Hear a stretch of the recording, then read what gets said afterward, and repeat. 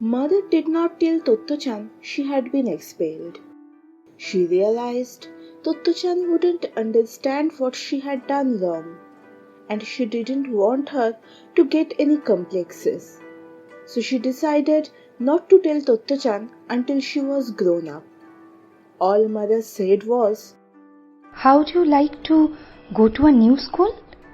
I have heard of a very nice one. Alright, but What is it now? do you think the street musicians will come to the new school? When she saw the gate of the new school, Tottochan stopped.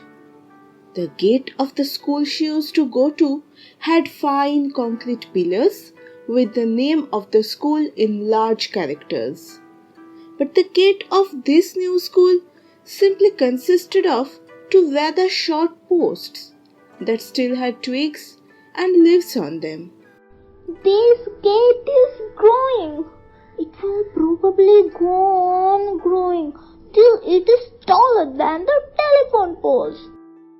The two gate posts were clearly trees with roots. When she got closer, she had to put her head to one side to read the name of the school, because the wind had blown the sign askew. Tomoe Gakuen? Totto-chan was about to ask Mother what Tomoe meant, when she caught a glimpse of something that made her think she must be dreaming. Mother, is that really a train? There, in the school grounds. For its classrooms, the school had made use of 6 abandoned railroad cars. To Totto-chan, it seemed something you might dream about. A school in a train. A moment later, Totto-chan let out a whoop of joy and started running towards the train school, calling out to Mother over her shoulder. Come on, hurry, let's get on this train. That's standing still. Startled, Mother began to run after her. Mother had been on a basketball team once, so she was faster than Totto-chan and caught hold of a dress just as she reached a door. You can't go in yet. The cars are classrooms, and you haven't even been accepted here yet. If you really want to get on this train, you will have to be nice and polite to the headmaster. We are going to call on him now. If all goes well, you will be able to go to the school. Do you understand? Totto-chan was awfully disappointed not to get on the train right away, but she decided she had better do as Mother told her. Alright, I like this school a lot. Mother felt like telling her it wasn't a matter of whether she liked the school, but of whether the headmaster liked her. But she just let go of Totto-chan's dress, took hold of her hand, and started walking towards the headmaster's office. The headmaster's office wasn't in a railroad car, but was on the right-hand side of a one-story building that stood at the top of a semicircular flight of about 7 stone steps opposite the gate. Totto-chan let go of Mother's hand and raced up the steps, then turned around abruptly, almost causing Mother to run into her. What's the matter? The man we are going to see must be a station master. Why? You said he was the headmaster, but if he owns all those trains, he must be a station master. Mother had to admit it was unusual for the school to make use of old railroad cars, but there was no time to explain. She simply said, Why don't you ask him yourself? And anyway, what about Daddy? He plays the violin and owns several violins. But that doesn't make our house a violin shop, does it? No, it doesn't. Totto-chan agreed, catching hold of Mother's hand. When Mother and Totto-chan went in, the man in the office got up from his chair. His hair was thin on top and he had a few teeth missing, but his face was a healthy color. Although he wasn't very tall, he had solid shoulders and arms and was neatly dressed in a rather shabby black three-piece suit.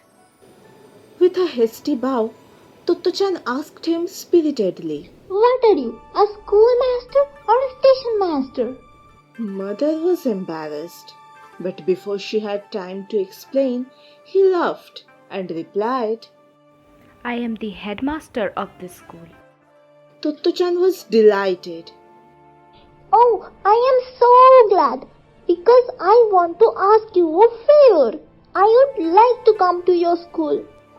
The headmaster offered her a chair and turned to Mother. You may go home now. I want to talk to Tottochan. Totto-chan had a moment's uneasiness, but somehow felt she would get along all right with this man. Well, then I will leave her with you. Mother said bravely and shut the door behind her as she went out. The headmaster drew over a chair and put it facing Totto-chan.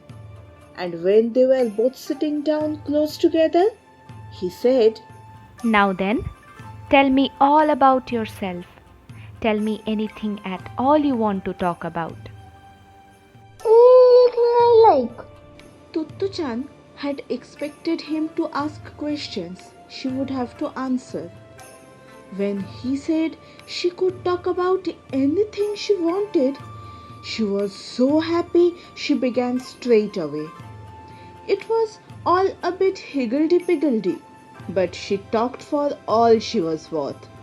She told the headmaster how fast the train went that they had come on, how she had asked the ticket collector but he wouldn't let her keep her ticket, how pretty her homeroom teacher was at the other school, about the swallow's nest, about their brown dog Rocky who could do all sorts of tricks, how she used to go snip snip with the scissors inside her mouth at kindergarten, and the teacher said she must not do that because she might cut her tongue off, but she did it anyway.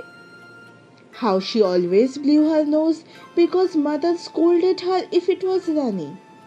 What a good swimmer Daddy was, and how he could dive as well. She went on and on. The headmaster would laugh, nod, and say, And then?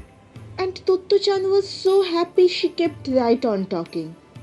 But finally, she ran out of things to say. She sat with her mouth closed, trying hard to think of something. Don't you have anything more you can tell me? What a shame to stop now, Totto-chan thought. It was such a wonderful chance. Wasn't there anything else she could talk about? She wondered, racking her brains. Then she had an idea. She could tell him about the dress she was wearing that day. It wasn't bad, but Mother doesn't like the collar, said Totto-chan, holding it up for the headmaster to see. After that she could think of nothing more to say, no matter how hard she tried. It made her rather sad. But just then the headmaster got up, placed his large warm hand on her head and said, Well now, you are a pupil of this school.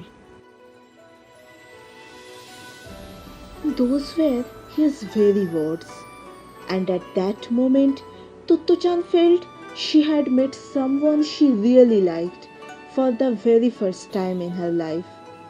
You see, up till then, no one had ever listened to her for so long, and all that time the headmaster hadn't yawned once or looked bored, but seemed just as interested in what she had to say as she was. Totto-chan hadn't learned how to tell time yet, but it did seem like a rather long time. If she had been able to, she would have been astonished and even more grateful to the headmaster, for he must have listened to Totto-chan for 4 solid hours. It would have amazed mother and her homeroom teacher to think that a 7-year-old child could find enough to talk about for 4 hours non-stop. Totto-chan had no idea then, of course, that she had been expelled and that people were at their wits' end to know what to do. But deep down, she felt she was considered different from other children and slightly strange. The headmaster, however, made her feel safe and warm and happy. She wanted to stay with him forever.